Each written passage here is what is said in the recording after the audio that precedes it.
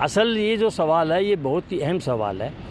इतनी बड़ी लूट आज तक देश में कहीं नहीं हुई। कहा हमें ये गया था कि ये जो रेट है वो मार्केट को दे रहे हैं, हम पेट्रोल और डीजल की कीमत तय करने का अधिकार मार्केट को दे रहे हैं, नहीं आ गया।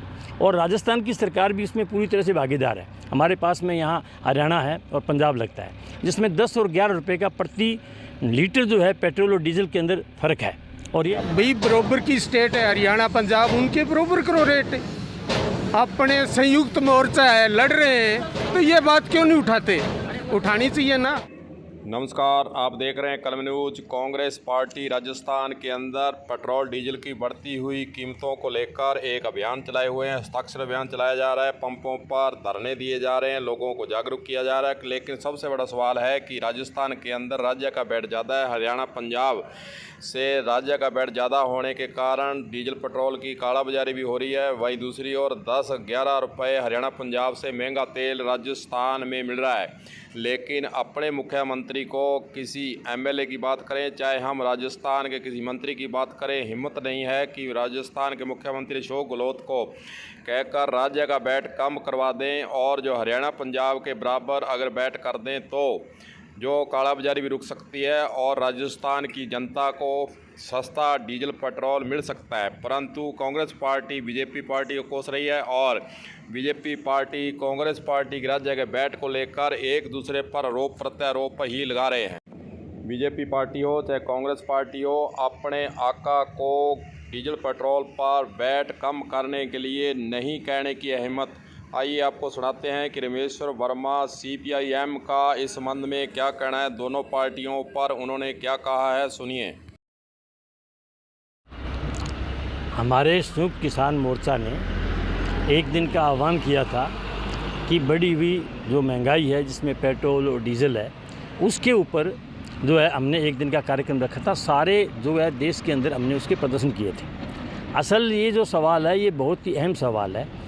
इतनी बड़ी लूट आज तक देश में कहीं नहीं हुई। कहा हमें ये गया था कि ये जो रेट है वो मार्केट को दे रहे हैं, हम पेट्रोल और डीजल की कीमत तय करने का अधिकार मार्केट को दे रहे हैं। जब भाव कम होंगे तो भाव कम होंगे और भाव ज़्यादा होंगे तो आपको ज़्यादा देने पड़ेंगे।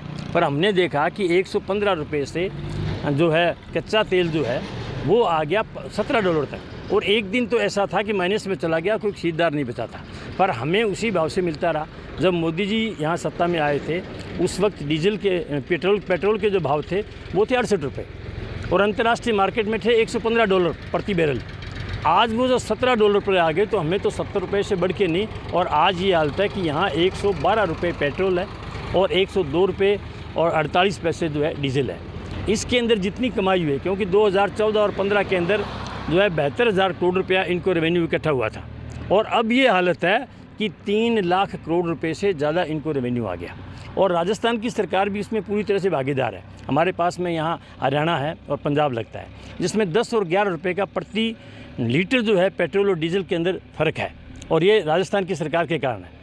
इसी तरह से महंगाई के तौर पर हम बिजली को देखें तो राजस्थान की सरकार ने कॉरपोरेट घरानों के लिए 2 रुपये प्रति यूनिट सस्ता किया है, आम आदमी के लिए 1 रुपया महंगी की है। इसलिए महंगाई के सवाल पे दोनों ही सरकारें जो है वो एक साथ हैं, जनता को लूटने में लगी हुई है। और हम इसके बाद भी लगातार भी हम इसके जो है कार्यक्रम जो है करते आ रहे हैं, हर जगह इस बात को भी रखते हैं। पर ये एक सबसे बड़ा सवाल ये है कि आज के दिन ये सही है। कांग्रेस पार्टी जो है अब बढ़ी हुई दरों पर आंदोलन कर रही है, 27 तारीख तक पंपों पर जाकर धरने लगा रही, लेकिन खुद की सरकार है यहाँ और खुद का स्टेट का बैट जो है कम नहीं कर रही। क्या कहेंगे ऐसी कांग्रेस सरकार के लिए? देखो, ऐसा है कि अभी यूपी के अंदर मोदी जी गए थे कल, और वहाँ कह के आए कि सबसे अच्छा मैनेजमेंट कोविड का जो रहा वो रहा योगी जी का, जबकि स्थिति है कि सबसे ज़्यादा मौतें वहाँ हुई हैं। और हालत ये है कि हिंदुस्तान में नहीं, दुनिया में कहीं नहीं हुआ कि अपने धार्मिक रस्म के हिसाब से जो डेड बॉडी है उसका संस्कार करने के बाद अलग अलग तरह से करते हैं। इसमें जो उन्होंने कपड़े उड़ाए हुए थे वो भी उन्होंने इकट्ठे कर लिए, इसलिए कर लिए कि दुनिया के पैमाने पे हमारी बेइज्जती नहीं है। और यहाँ तक है कि वहाँ डॉक्टर्स को कह दिया कि अगर कोई कहेगा कि हमारे ऑक्सीजन नहीं है तो उसको अंदर कर देंगे, रासुका लगा देंगे। तो ये झूठ बोलने में दोनों ही सरकारें हैं।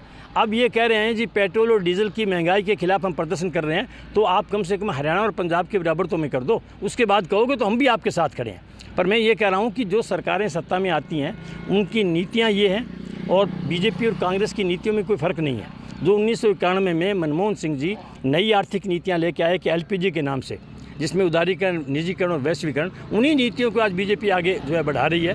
हम उसने उस वक्त भी कहा था कि ये नीतियाँ हिंदुस्तान के अंदर बहुत घातक होंगी, इससे रोज़गार जाएगा, इससे महंगाई बढ़ेगी और यहाँ तक आएगा कि हमारा देश बिकने के कगार पे खड़ा होगा। और आज वो सही हालत में ये हो रहा है कि हमारी रेल, हमारे बैंक, हमारी जो है ये PWD का पूरा ढांचा, हमारी खदानें और हमारे हवाई अड्डे, यहाँ तक कि हमारा जो है रक्षा मंत्रालय भी जो है वो भी बिकने के कगार पे खड़ा है।